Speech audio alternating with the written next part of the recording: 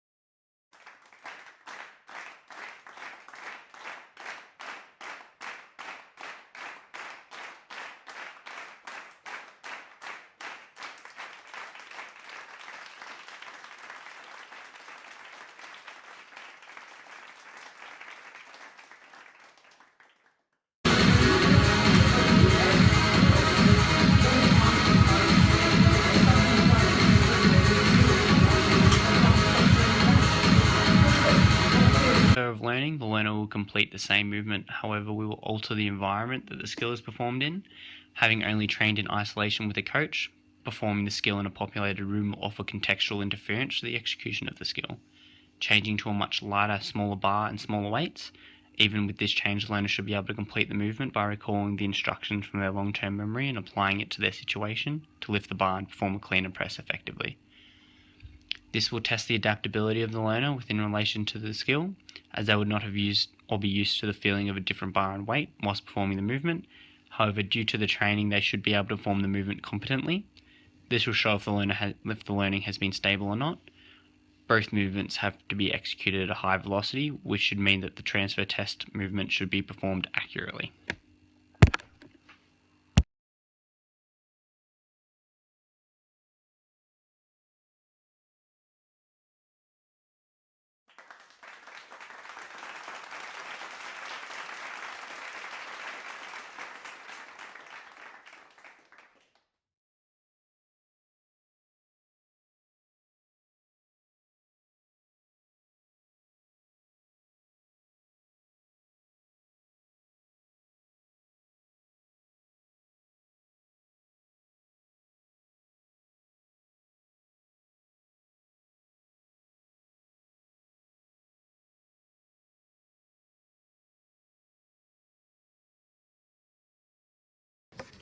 During the setup, the feet should be just outside the hips, shins against the bar, hands pronated on bar outside the legs, hips low, shoulders directly over bar with straight arms.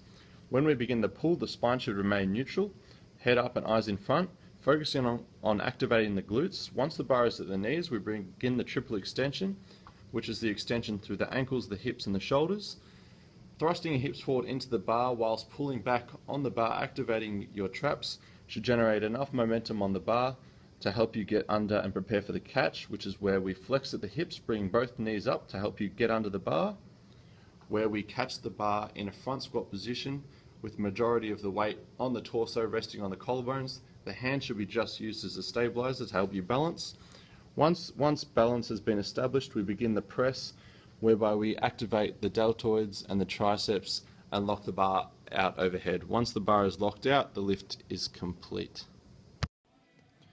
Specific measures of performance are in the technique or quality in which the movement was performed, rather than the amount of weight lifted. There are 4 particular areas we look at when assessing the movement.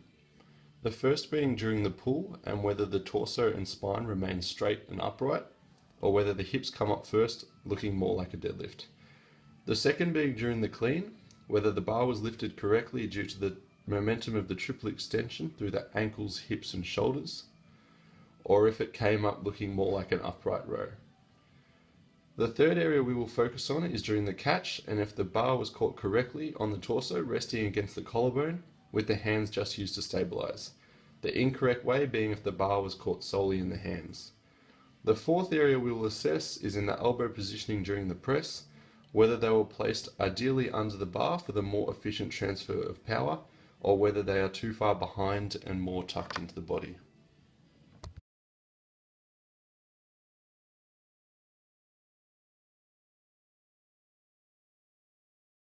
Terminal feedback and given after the drill as the movement is performed quickly. We want the full concentration of the learner to be performing the movement rather than concentrating on receiving feedback at the same time as performing the skill. While the skill is relatively new to the learner, we would offer the feedback every 2 to 3 trials so that the learner can become accustomed to what is expected to perform the drill. However, feedback would be brief and less technical, correcting the bigger flaws in the movement. As the learner progresses through to the later stages of the week, the feedback would then begin to be offered to the learner every 5 to 9 trials, focusing on perfecting the more technical aspects of the skill. The last few days, the learner would only receive feedback if they requested it. We're using a sandwich style of feedback, as they are a new learner, delivering feedback using the technique of offering a compliment to the learner, followed by a criticism, then followed by another compliment to avoid discouraging them. The learner will then be praised for any adjustments they make correctly. Our feedback will be directed verbally towards our learner as well as the use of cues. We have not decided to incorporate any visual feedback for the learner as it would prove not as effective as verbal feedback. The clean and jerk skill will warrant part practice as it is high in complexity and low in organisation. Furthermore, it combines a number of different phases to complete properly, which makes it difficult to complete fluently without using part practice. As the athlete is a beginner, a segmentation approach was taken in order to break the movement into smaller tasks, which consisted of a deadlift, power shrug, hanging clean, and front squat. Once the separate actions have been mastered and can succinctly flow into one another, whole practice will be implemented at the end of the last week to prepare for post-testing. In a study conducted by James Dees, it was concluded that for the vast majority of psychomotor skills, distributed practice is superior to mass practice, especially in relation to discrete movements. Therefore, distributed practice was used. As the athlete is training for technique rather than hypertrophy, the amount of reps per session will be high, but with less resistance. Variability was difficult to implement as the only factor that could be varied was the amount of weight being lifted by the individual. The 2-week training program will consist of 3 sessions a week, occurring Monday, Wednesday, and Friday. The rest periods will allow recovery and time to revise movements. Periods of low resistance using a stick rather than a bar will place emphasis on getting the technique right before adding weight. As the athlete is in the cognitive stage of learning, it is unlikely that they will be able to progress into the associative stage at the end of week 4. This is why the program involves mastering small blocks of the deadlift, power shrug, hanging clean and front squat each week before trying to complete the clean and jerk as a whole in the 4th week. The revision periods at the beginning of week 3 and 4 are to ensure previous movements have been retained and practiced.